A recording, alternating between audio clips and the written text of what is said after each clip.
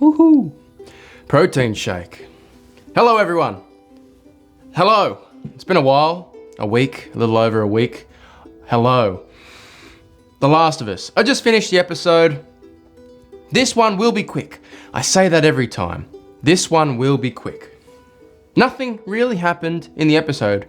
Well, actually a lot happened. A lot of stuff from the game happened really quickly. But as a viewer, not a lot of...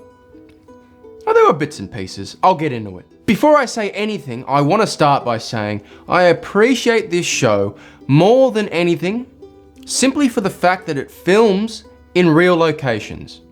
I am so sick to death of watching things now that just look like Spy Kids.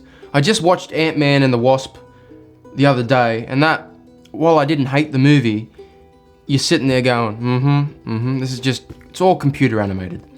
The show, as far as I know, is all real. It looks great. It looks really great. And some of the shots are fantastic.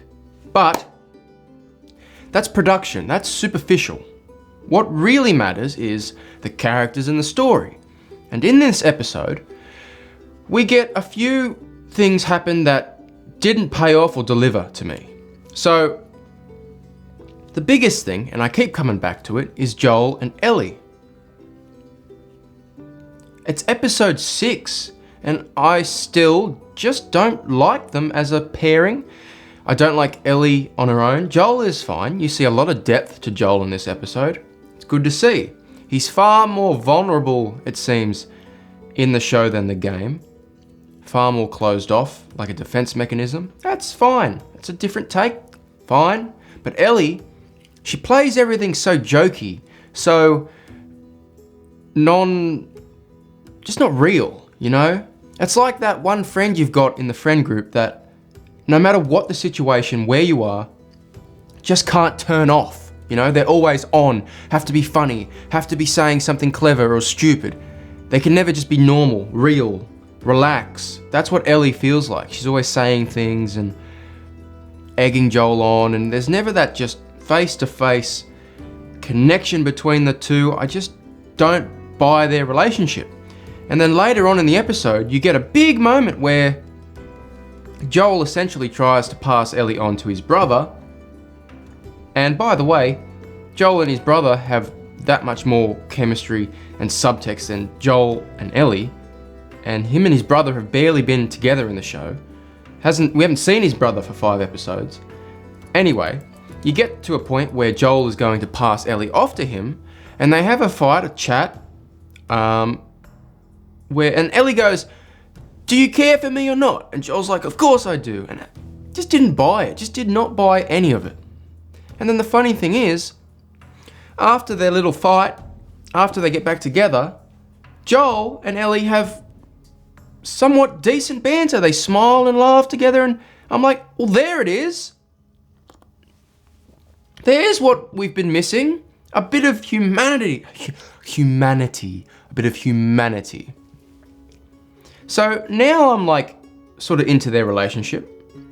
But then the episode ends with Joel. They do like a fake out Joel death thing. You know he's gonna be fine. Where now we're meant to... It's like every episode has been so slow. But this one packed a lot into an hour that should have been spread out over a bit more time. I haven't said if I liked the episode yet. I liked it, but I'm really starting to see some cracks, and every week I say it just comes down to their relationship. 3 episodes to go, so there's not much left. 3 hours, they can definitely fit it in, but you know, because they skipped the whole school thing, they skipped the Jackson missions. That was all skipped for the show, and that's okay.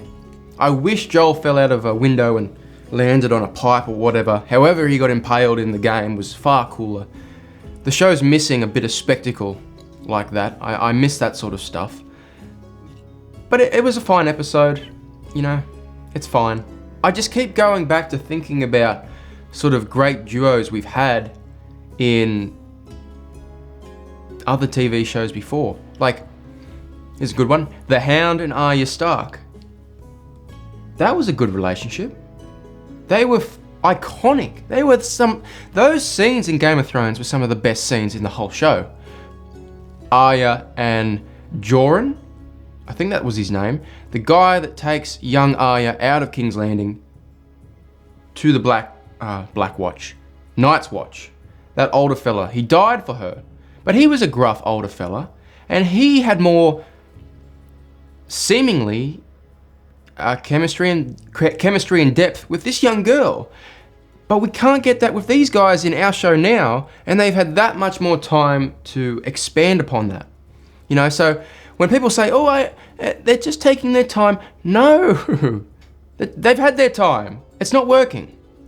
And going into season 2, I've never played that game. I know the story, everyone does, and I know what's coming, and I know Ellie will essentially, and I won't spoil the next game, but Ellie will play a bigger part, and I don't see this actress doing that. I don't think she's that lead role at all.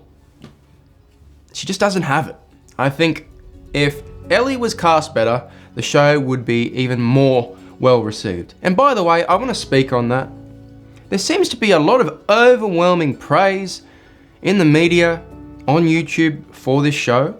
Now, this show is good, but some of it is just like stroking I don't know what's going on. Everyone's just like, oh, The Last of Us, It's kind of frustrating, you know? It's not that fantastic, but people are praising it, and I don't. It is what it is. If you enjoy it, you enjoy it. And I'd also like, I took notes on my phone, one more thing. And this is quite funnily timed since Ant-Man just came out.